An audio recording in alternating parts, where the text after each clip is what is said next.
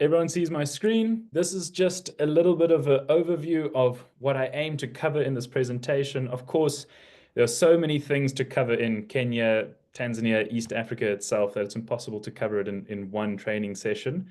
So I'm going to focus a lot on the logistical side of things, the times of the year to travel, the pricing, and of course the national parks and stuff that exists in these different countries and how you can sell a trip to your clients. Before we head into that, strapping young lad over there next to me is my father. He is also the owner and founder of Journey Beyond. He's been in the African travel industry for 45 plus years now. And between myself, him, my mother, and the rest of the Journey Beyond team, we formed Journey Beyond, which is a focused DMC on bespoke, tailor-made travel into sub-Saharan Africa and the private Indian Ocean islands off the east coast of Africa. Right. It's enough about us. Short and sharp. If you have more questions about it, please ask away. Kenya, right? Kenya is where safari began. The most important part, I guess we should start with, is how does one get to Kenya? Kenya's easiest flight route is straight out of JFK International on KQ003, which is Kenya Airways. It's also a fantastically timed flight because it arrives early enough in the day that you can connect onto destinations like the Masai Mara or Laikipia, which allows the safari destination travel to start immediately. There's also great connecting hubs into Kenya, into Jomo Kenyatta International Airport, which is the major airport in Nairobi, through Charles de Gaulle, Brussels, Emirates. You can get there through Johannesburg for all of our South Americans, you know, that LATAM flight that comes in from Sao Paulo. Then you connect onto a flight with Kenya Airways up to Nairobi. And of course, there's London Heathrow International Airport. Right. What makes Kenya special? What is its USPs? First of all, this isn't a destination you really have to worry about the weather outside of the long rain season. The temperatures itself are pretty moderate. You don't get the scorching hot temperatures like in the summer here in South Africa. Sorry, I'm on motion sensor camera lights here. So if you see the lights go off, it's not load shedding, which is something popular here in South Africa. It's just that I haven't moved around in a short enough period of time. But the temperatures are moderate. They stick around 20 to 25 degrees Celsius, which is high 70s, low 80s degree Fahrenheit. It's not the scorching temperatures we get down here in summer in South Africa in the high 90s or the low hundreds. And really, the only period of time you have to know that you need to avoid in Kenya is the long rain season, which tends to sit around mid-March and end around mid-May, with April pretty much being a do not sell month, rather than look into Southern Africa and avoid East Africa entirely. Of course, there's outstanding wildlife viewing, but as you can see, one of the biggest USPs of Kenya and Tanzania is the Great Wildebeest Migration, the largest large animal movement across Southern Africa, which happens every year in a continuous cycle at different parts of between the Masai Mara and the Serengeti National Park. I thought I'd throw in that photo in the top right there to illustrate what happens when you travel in the long rain season. I always say I travel in the long rain season so that you and your clients don't have to. But it does make for pretty hard moving. The vehicles get to drive through the mud and sometimes stop driving through the mud, which makes you push and dig a bunch of mud out from away from your tires. Just to go over the national parks, if everyone can see my cursor, most of what you do in Kenya revolves around these three national parks here, Laikipia and the Lewa Conservancy, the Masai Mara, and the Amboseli National Park. There's fantastic game viewing and fantastic lodges in Tsavo, East and West, and the Meru, and some really untouched areas up north. But for your general first time to Africa client or second time to Africa client, a lot of what you need to know revolves around these three areas. Amboseli is a place that has the mega tuskers that Kenya is famous for, all these massive elephants with massive tusks. Laikipia and the Lewa Conservancy is really important in an East African itinerary because it's the only real place that you can see rhinos consistently. And of course, a lot of people come over to East Africa to see the Big Five. So when they come over and they have to see the Big Five, or it's on their checklist, you have to incorporate this national park here, Laikipia, or the Lewa Conservancies just below it. And then, of course, the famous, the world-renowned, and where safari really began, the Masai Mara National Park. That's where a lot of the stories you came from. The Lion King pride, the Black Rock pride is from the Masai Mara National Park. It doesn't really get much more safari than the Masai Mara. A big thing on the Masai Mara, though, it's becoming more and more crowded. So there is an expectation you have to set to your clients, especially around the North American sort of public summer holidays, June, July, August, September. It's becoming a really crowded area, which makes it so that if someone has done safari in Southern Africa and has probably experienced a private concession, setting the expectation to your client that they won't have a private concession unless they pay for it in one of the more expensive lodges and areas. And that there will be a lot of vehicles around sightings. Myself and Philip went up to Kenya in December, and around lion sightings and cheetah sightings, we had 8, 9 vehicles in what is considered the low season. And in peak season or migration season, you can have 40, 50 vehicles lined up on a river waiting for a river crossing. So it is a real place that you have to set expectations on. But on top of that, the experience and just the history behind the national park itself makes it really important to incorporate into basically every East African itinerary. Now, on this slide, I had originally had a 1 bullet pointer saying something for everyone. I thought I had to be a little bit more professional than that, so I spread it across 5. But Kenya really is suited for all types of travelers. Everything from your young families to your elderly couples to honeymooners and everything in between. There is lodges that suits everyone in certain areas with different age restrictions and rules. So there is something that everyone can enjoy in Kenya. Just to go over a small outline, I always hate saying, here's a proposed itinerary, go ahead and sell it, because every client's different, every destination is different, every itinerary should run differently. But if you were to get your head around a general itinerary for only Kenya, you would start with Amboseli, you would go into Laikipia or Lewa Conservancies. Again, the really important side of that is the rhinos. And then you would finish with 3 or 4 nights in the Masai Mara. Those 4 nights can be between 2 lodges, 2 nights, 2 nights, but ideally 1 lodge, because there's so many activities to do. There's hot air ballooning, there's driving around the migration, there's going into the conservancies and the Masai villages. There's just a lot to do. So having 3 or 4 nights in the Masai Mara.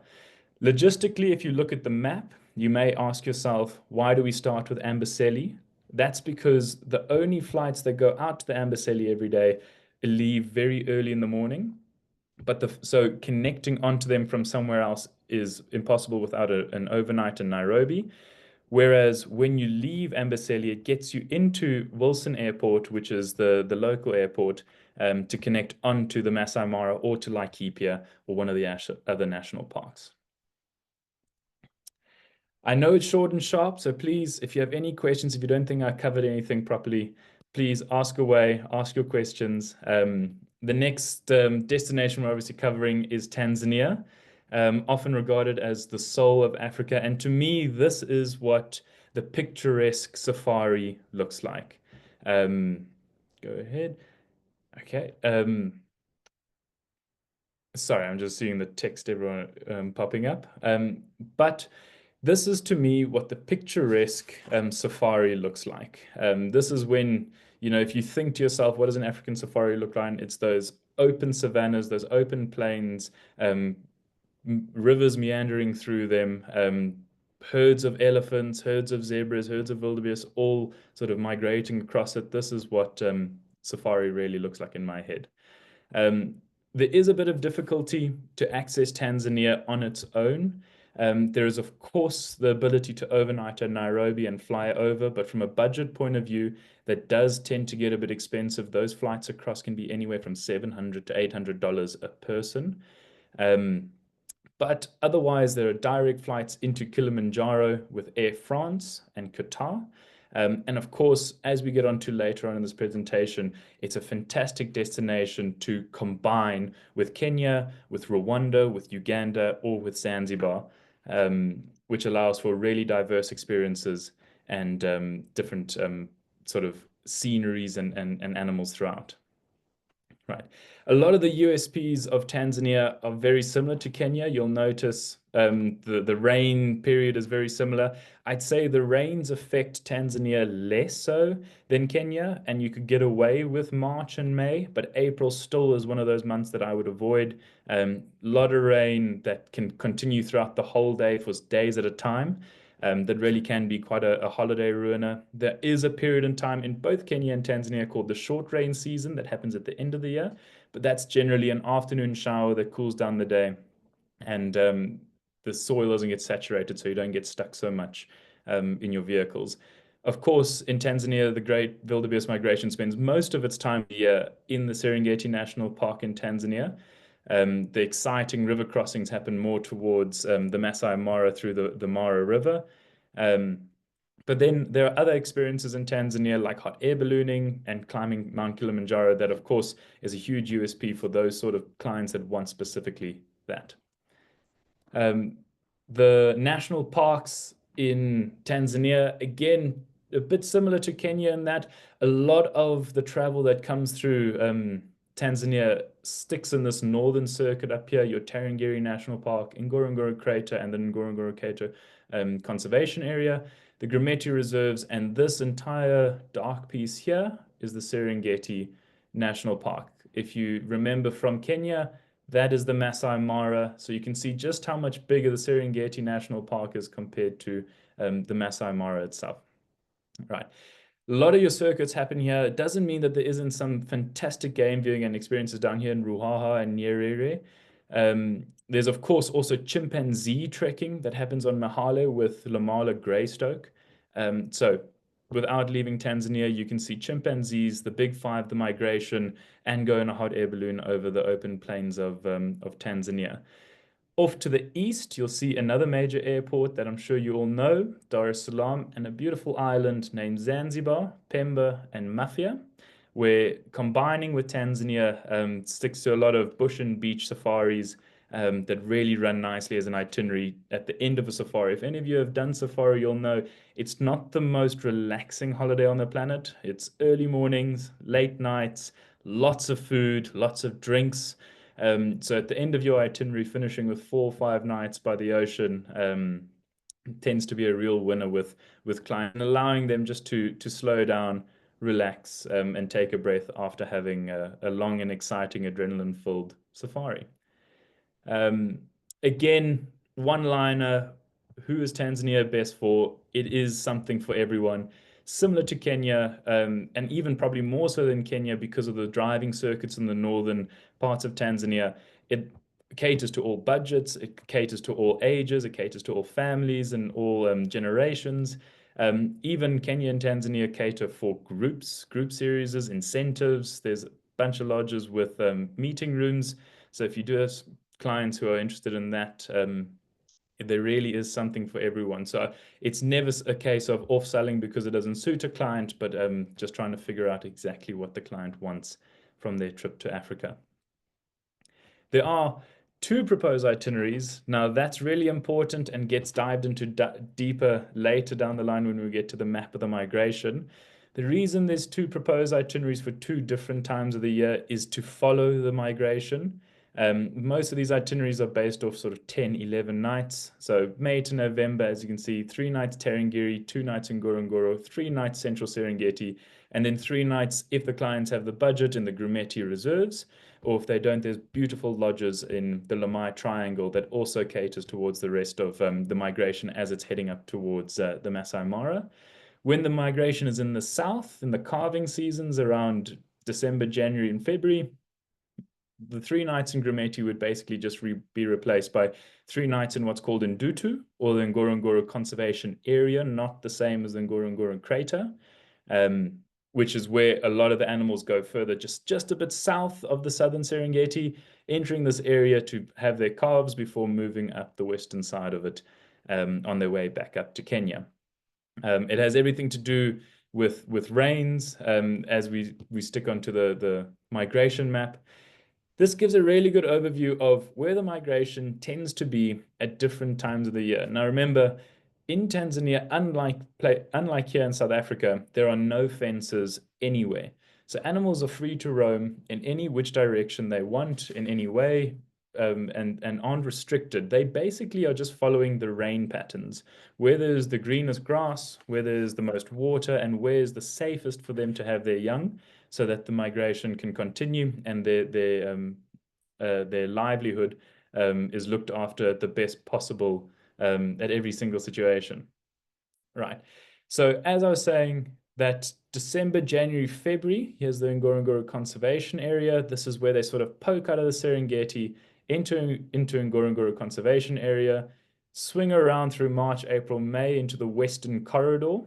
And then around here is where lodges like Singita are positioned in the Grumeti Reserves and beyond Grumeti River Camp.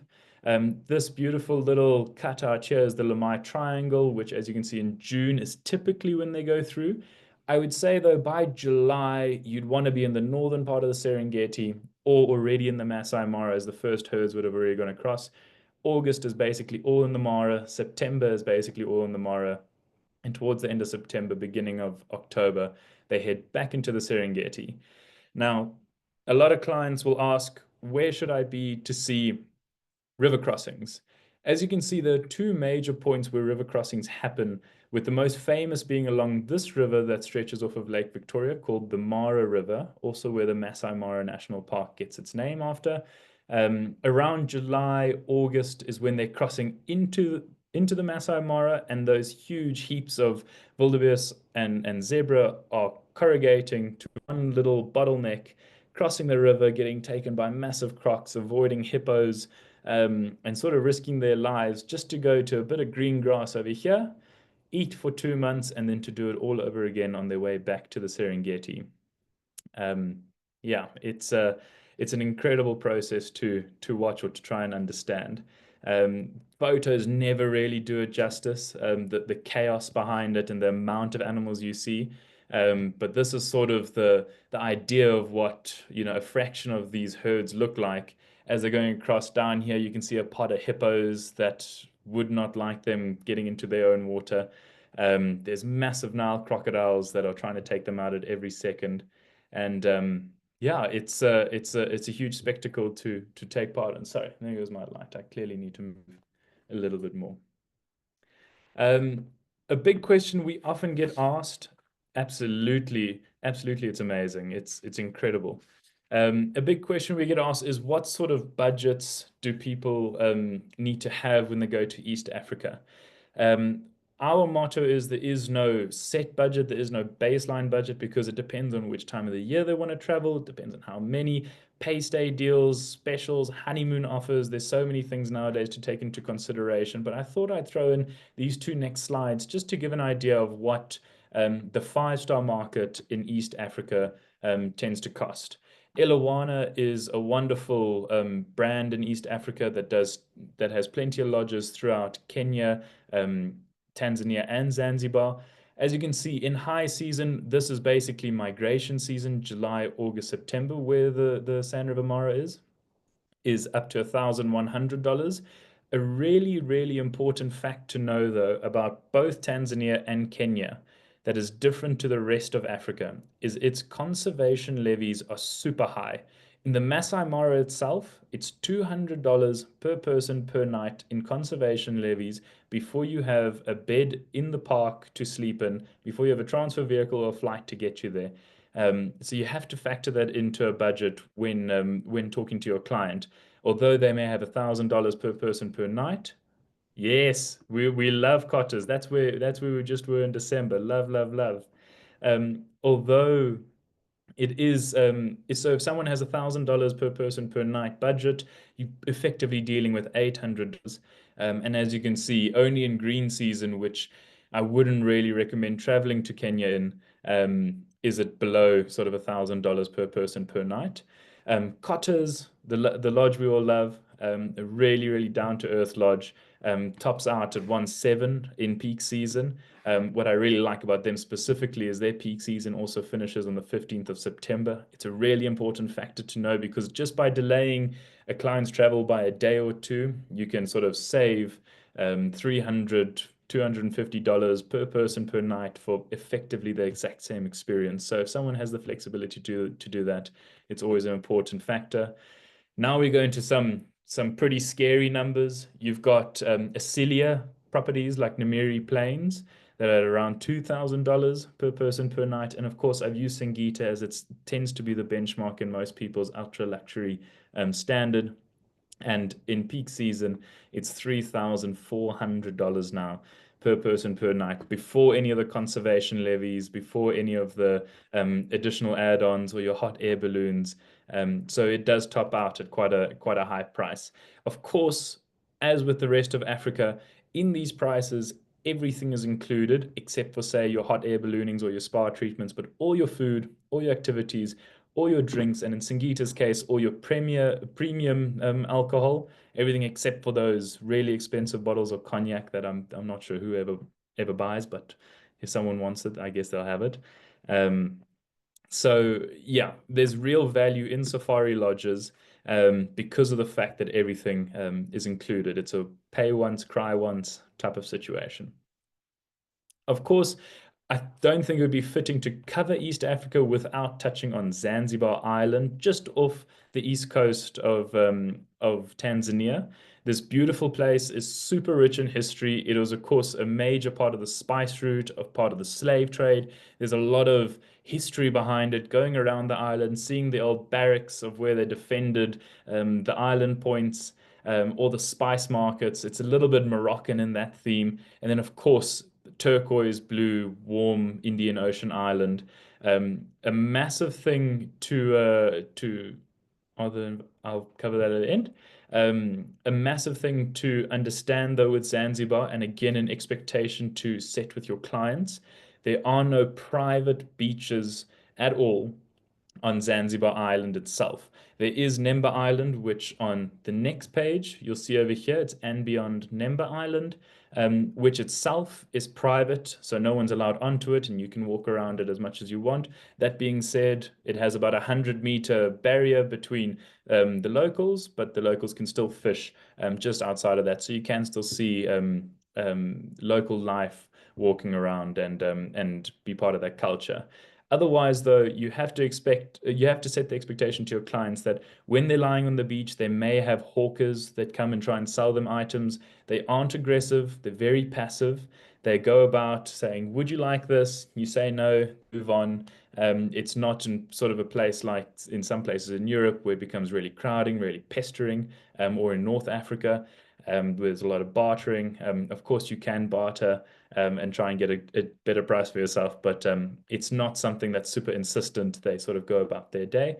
That is sort of where you would pick lodges and hotels that don't have what's called natural walkways. So people often use the beach as a mode of transport. They walk themselves to and from work back to their home.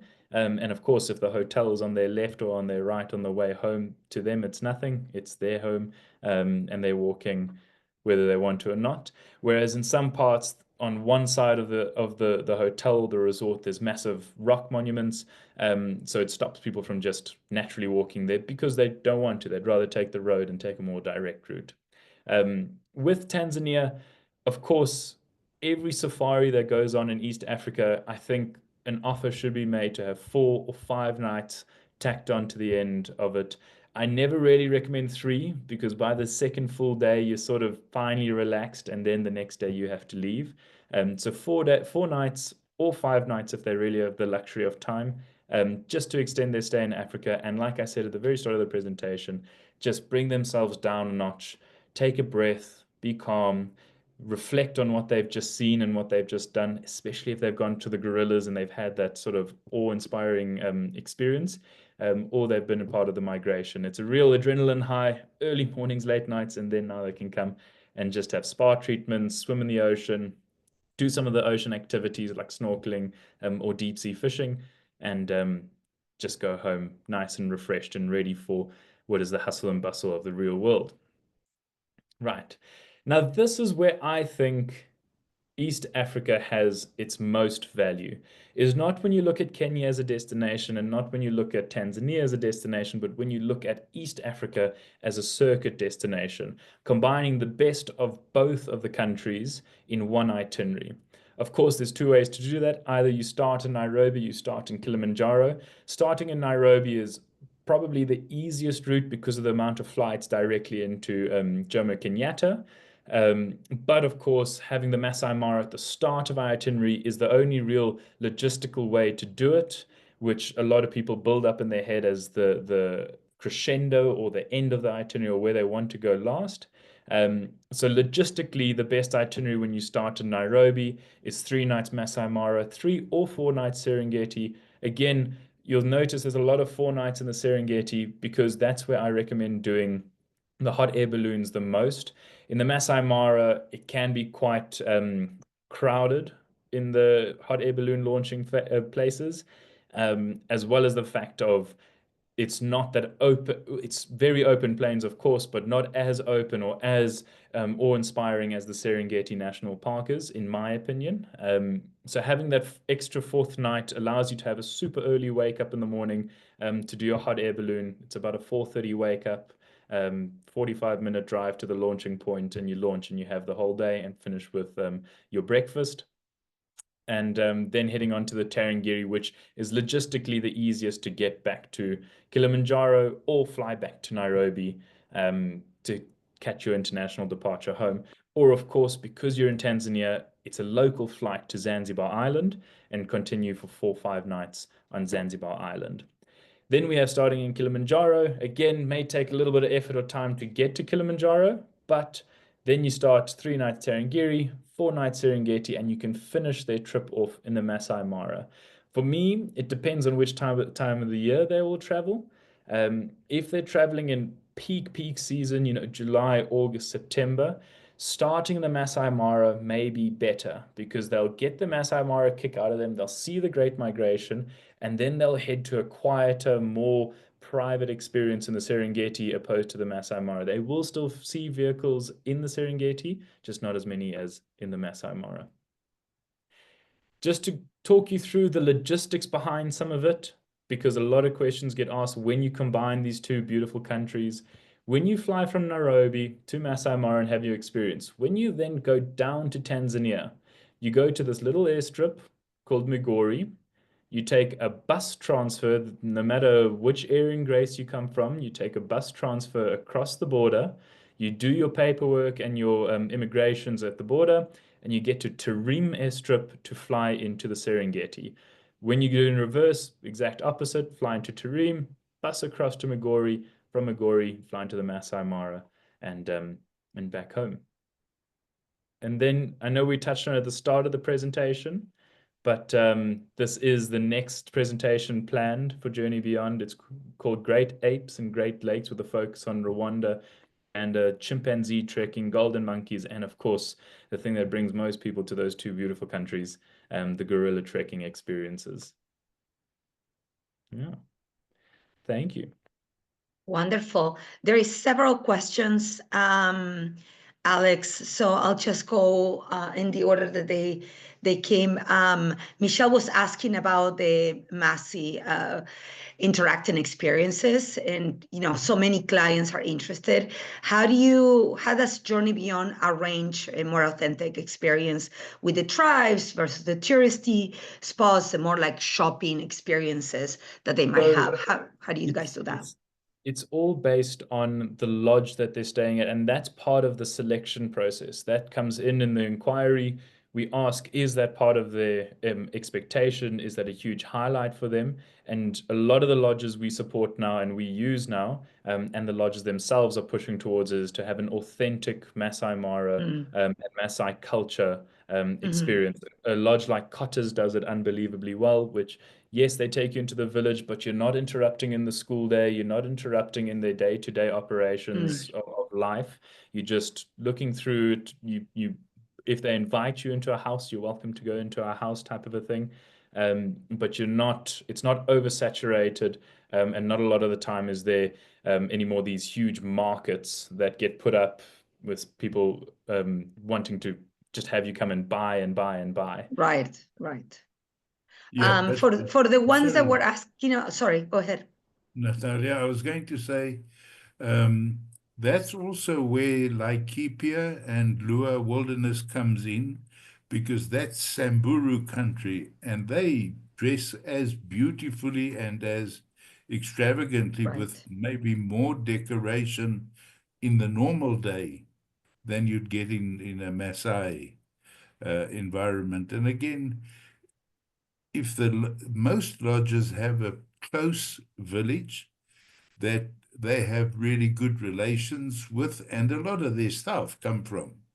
So Right. there is an interactive aspect with those lodges that you With go. those. Yeah. One thing I do want to tell you, that even at like Cotta's, um, when you go to the Maasai village, these guys have spent their life making some stuff, and they do want to sell it to you.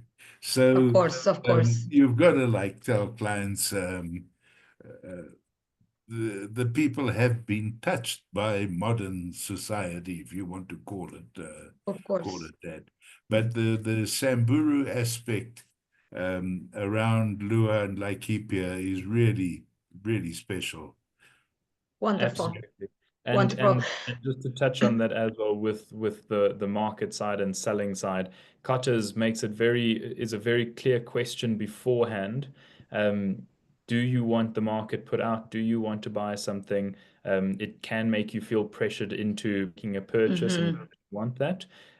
Sometimes beforehand, we already tell them that they do or don't want that. So that there's no pressure, there's no expectation. It's just going to experience the culture of the village itself. That's where these private conservancies, like what Cotta has or Great Plains, are super important, because they fund the Maasai community enough already that they don't need to just survive on the sales of these little items, if that makes sense. Yeah, of course it does.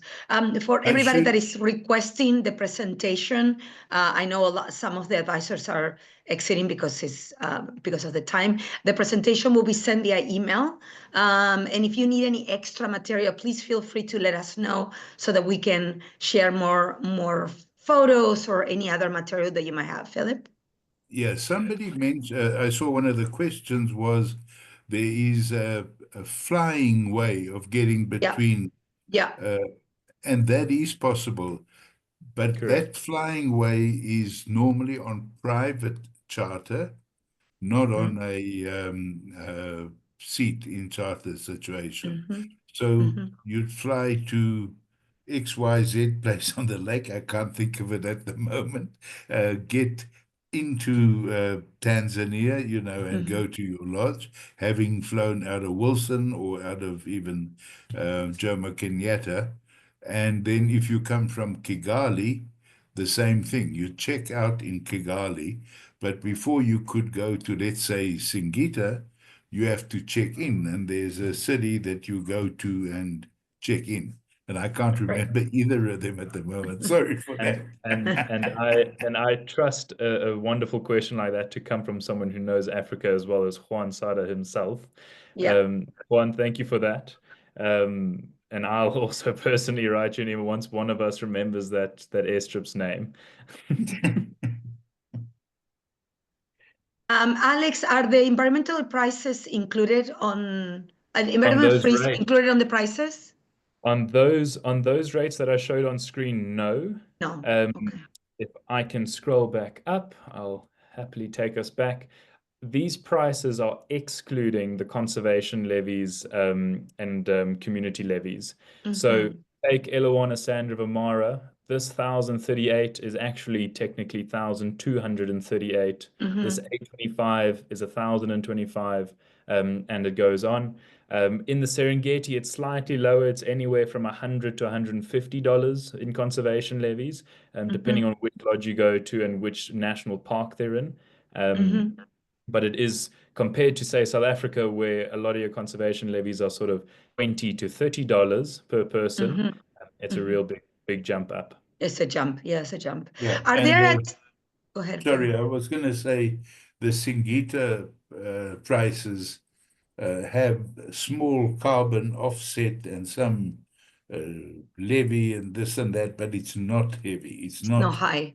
because they're in a private concession as Right. opposed to in a national park. The national are expensive. Are there any itineraries that give you the opportunity to see the big five, but are not as high traffic as the Masai Mara? Absolutely, absolutely. If I take us back to the map of Kenya, um, I saw that question. That's a fantastic question. Yeah, it's a great question, actually. To incorporate rhino, because you can see the big five, the big four, excluding rhino, everywhere else, pretty much in Kenya. To incorporate rhino, you have to incorporate Laikipia, Lewa, or the Lewa Wildlife Conservancy. This is where the rhinos of Kenya are positioned, and where you actually have a very good chance of seeing them. So you absolutely can avoid the Masai Mara. You can do Amboseli, which is less densely populated by vehicles and by person traffic because there's less lodges. See the big tuskers, take that PM flight out of Amboseli back to Wilson, which is where Nairobi is, fly on to Laikipia as your next destination or Lewa Conservancies. Try and see the rhino. Of course, I say you have a really good chance of seeing it, but it's never guaranteed. Of And course. then incorporate another beautiful park like Meru, or go to Tsavo East or Tsavo West National Park, a very low densely populated national park that offers great wildlife experiences itself, and avoid the hustle and bustle and the stress of the Masai Mara. Wonderful. A lot of we almost always incorporate the Masai Mara because it's the pinnacle of what people want to do in Kenya. But if someone asks me, they don't want to see vehicles, they want to see as few vehicles or people as possible, I'd push them away from the Mara itself. Wonderful. Wonderful. How do you feel about recommending this type of trip for children under 6 years old? For the ones that don't know, our founder actually traveled with her twins when they were babies. So she's going to say go. But Listen, asking she took them the skiing specialist. too. Yeah, exactly. Exactly. So If I Philip, could Alex. explain it, if I could explain it the way my father's explained it to me, is he says every trip he took me on before I was 10 years old may as well have been a waste because I don't remember any of it. But having said that, my mother then piped in and said, yes, but the joy then is for the parents. The parents watch their children, young children, seeing elephants across from them, seeing wild animals, the stuff that they've seen on Animal Planet or Nat Geo Geographic or David Attenborough documentaries, and the light, the children are very much present, which is what I absolutely love to think about. Is even though the memory may not last, that moment is just pure joy. Wonderful. So from an actual traveling point of view, yes, I think you should take your children. In terms of logistics, there are certain lodges that cater towards it. Some have age restrictions.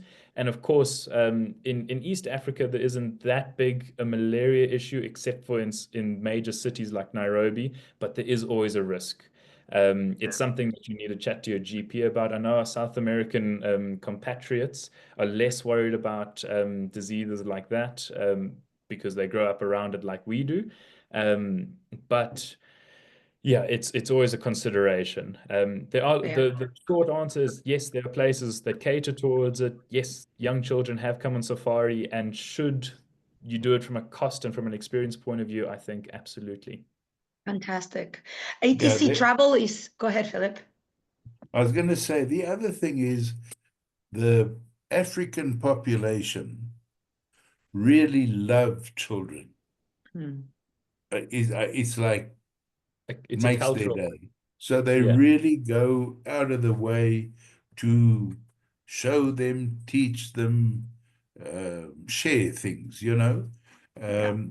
So personally, I'm not a huge supporter of these people traveling with infants and everything else, but you know, But it to each happens. their own. And it's possible. There are some places where they won't take anybody under 6 or under 9 or under 12. Some of that is for having a sort of higher standard of adulthood Quietness in the around, lodge. because not everybody wants to go spend a holiday with somebody else's kids. Fair. And of course, Alex, carry on. ATC Travel is asking if internal flights are included in the prices and or if you are able to assist booking those. Absolutely. So we handle everything from the moment a client steps off an airplane, there's someone to meet them, take them through to their transfer vehicle, to their hotel in Nairobi, and then every single piece of logistics after that. If the question is if the price of the flights is incorporated in these costs, the answer is no. These are the No. pure accommodation rack rates. There are some trips, like with Elawana, if you do a 12-night stay with Elawana, it's called Fly Around Safari, that the cost of the flights get absorbed in it. But overall, no, these prices are all just accommodation. In our quotes that go out, yes, your internal flights around East Africa will be included. The flights that we would ask you if you want or don't want included is if, say, they're going from Cape Town to Nairobi, an international flight. We don't have an IATA number, so we leave that to a travel agent unless they specifically request us to assist with it. Great. Daniela is asking specifically about some of the programs with Kenya and Zanzibar that already have prices and exclusions and excursions, and if you can share that with them. We definitely can. What I'd ask is, Daniela, if you could send me a mail. We don't create cookie cutter itineraries, as we call them, that fit everyone. Every single agent on this training session is completely different with completely different clients. You know your clients best. Just send me a mail, say roughly what you want, and what ideas, and maybe we can bounce ideas off and we can create something for you specifically that caters towards your clients. Wonderful. In terms of the itineraries, can you speak a little bit about if this can be white I label love this itineraries? question.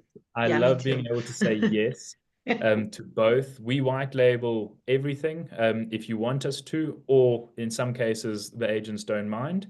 But yes, we use Safari Portal. Yes, we white label everything. Our service as a DMC is to you as our client. We don't have any direct clientele. We only work with the trade. So basically, what you tell us, we do. If you want us to be right there on a three-way phone call with your clients as the African specialist, we're more than happy to do that. Either Philip or myself will make time for that.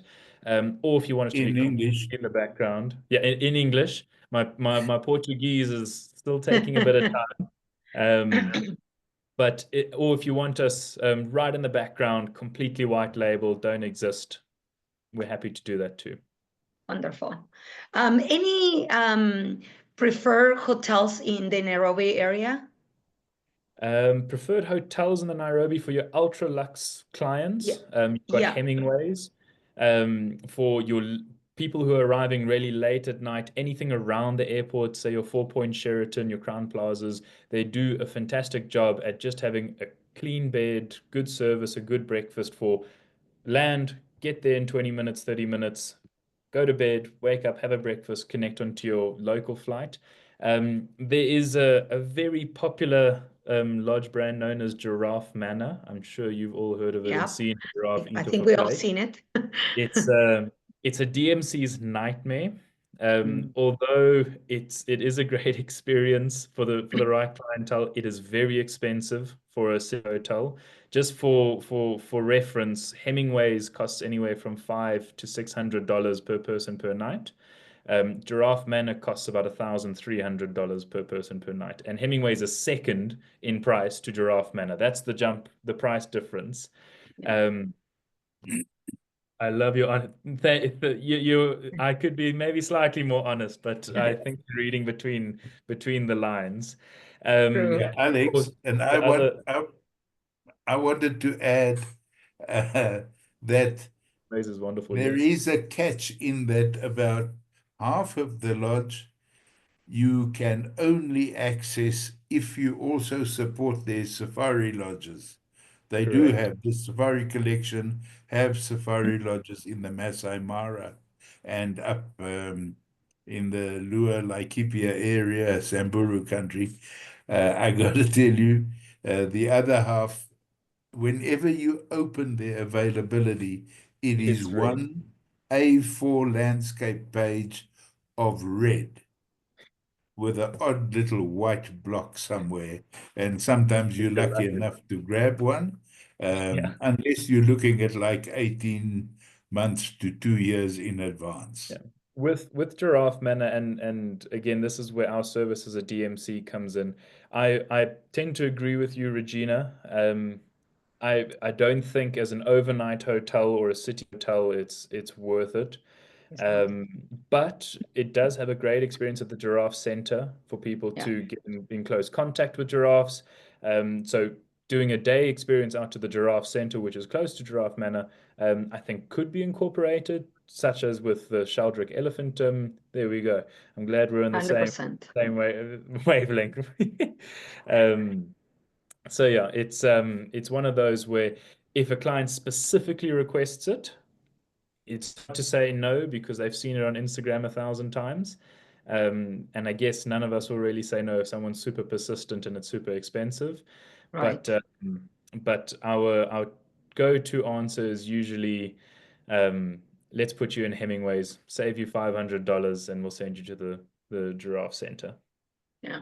There might be a There are a picture of number of of other me kissing a giraffe out there. I might or might not have those, but yes. Can you speak a little bit about planning? Tori is actually asking, when planning a bush and beach itinerary in Zanzibar, what are your go-to methods of connecting from Nairobi? Or do you recommend another beach to go after Masimara? So the second part of that topic is easier to cover. The other destinations that you can easily access from Kenya is obviously the Seychelles.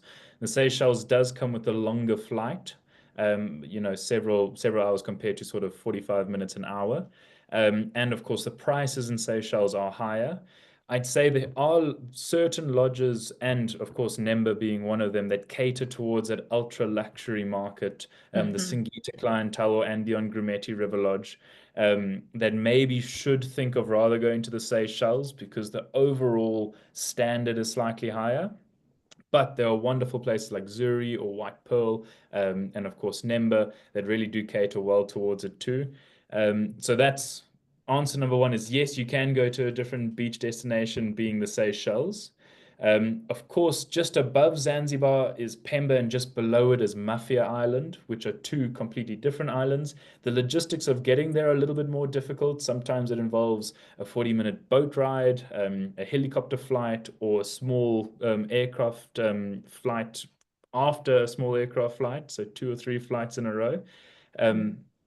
Getting to Zanzibar itself, if you're in Tanzania, is very simple. It's a local flight. You either fly through Kilimanjaro or direct to Zanzibar itself, or through Dar es Salaam. I try and avoid Dar es Salaam where you can. It's not as well-oiled a machine as other airports in the world, but it does get you to Zanzibar at the end of the day. If you're flying from Kenya, again, you could connect through Kilimanjaro, or because it's an international airport itself, you can fly straight from Jomo Kenyatta to Zanzibar. I'd have to double check if that's a daily flight now, but it's a more often than not flight that lands in Zanzibar that if you're in the lodge, you can connect onto the same day, which is the most important part of it. Fantastic. For the ones that are asking about another training, the second, as we were saying earlier, will be on May 15, and that will be specifically for Rwanda. I'm seeing Patricia. There was another question. Just let me grab it quickly. Just one more question. Paola Ortega is asking for some prices for internal transfers and option activities. So Paola, what we can do is we will share all the contact information, obviously, for Alex and Philip, as well as the presentation, and we can do a follow-up specifically with you and share some prices. Unless briefly you want to share some, like the balloon rides prices, Alex? just for them to have an idea? So balloon pricing is different in Masai Mara and the Serengeti. In the Masai Mara, it's slightly less. It's around $550 per person for each flight. In the Serengeti, it's about $650 per person per flight.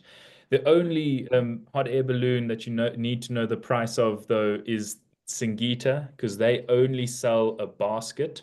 They don't sell a per person on. They say each basket needs to cost, and it's about $3,300 per basket. But what it does guarantee is that it's a private experience for whoever's on it. It's one guide, just the family, or just the couple, or just the multi-gen that's on that. I did see Patricia asking if yes, 100% you can travel with your 7 and your 10-year-old. 7 is generally the age where most lodges start accepting children. They weren't allowed because of so a guide does have the risk, a bit like a pilot has a risk, has the right, sorry, on a plane to kick a passenger off. A game ranger, your guide does have the right to, if he feels that a child is putting you in an uncomfortable or unsafe position with a wild animal, to exit the sighting, and then he'll probably focus on just distance sightings, or sort of say, if you're on a shared vehicle, you're going to have to look at your child and say, we need to calm down or keep our voice to ourselves. Of course, it's a very exciting situation, but when wild animals are involved, sound, breaking the shape of the vehicle is a really big thing. But yes, I'm absolutely sure that with 7 and 10-year-olds, no problem taking them on safari, and I'm sure they'll have an absolute blast. Perfect. And just to confirm that you are using a Safari portal? Yes, we are using Safari portal, and all white labeled. And Philip touched on Juan's question, crossing Kenya, Tanzania by air. So that's answered completely. Okay. Are there any other questions? These were wonderful questions, by the way. And everybody's super engaged. Am I missing anybody's question? Sorry, I'm going to answer the Spanish guide story quickly. You actually, in Kenya and Tanzania, I believe, but I'd have to check up on that for you, get Spanish guides without even a surcharge if you go on a land cruiser safari, meaning traveling with one of those big land cruisers, the ones with the pop-up tops. And so they take a maximum of 7 people, and and some of them go from to campsites, some go to safari lodges and stay there, but they use them like a hotel. You do the safari with your guide and your vehicle, and then that's there, so not a problem. I also wanted to say earlier on that we didn't speak, and we don't speak much about the Kenyan coast itself. But when you get down to sort of next to Diani Beach, there are some wonderful villas there that a lot of our safari people visit at the end afterwards, like Alpha Jerry. You can all go Google Alpha, but with an F. And Beautiful. Jerry, Jiri, one word. Absolutely. I've just, by the way, shared our email addresses into the chat. Of course, we're going to get all the information from everyone from the TL Chicks of who all attended, and we'll send you all the information on the presentation. There'll also be sort of a guide to East Africa incorporated in that, and you'll have both Philip and my personal emails and our personal numbers on that email. So please reach out anytime. I'm seeing so many thank yous. Thank you to everyone who joined. I still see 84 people online. So please, I have nothing else to do for the rest of the day. If you have more questions, fire away. But thank you so much for attending. Thank you so much for giving us an hour of your time now to listen to 2 Africans talk about Africa. Wonderful, wonderful. Everybody, thank you very much. As I said earlier, we will be sending a follow-up. We will be sending a follow-up with the full presentation, and for all the advisors in their respective areas, make sure that you reach out to the TL team to ensure that we are still copy on those communications, and of course we can facilitate any kind of introductions and or questions that you might have. Thank you so much, everybody. Thank you so We much, hope team. to Thank see you you so much to all all the the Thank TLs you. as Ciao, well. ciao, ciao. And we'll Gracias see a you all todos. 15th Bye of bye, May. Paula. Yes, For we're one gonna May send a 15 for the reminder. next one. May 15 for the Exactly. next one. Thank you. Absolutely. Thank you, everyone. Bye. Gracias, gracias a Ciao, todos. ciao. Bye, bye.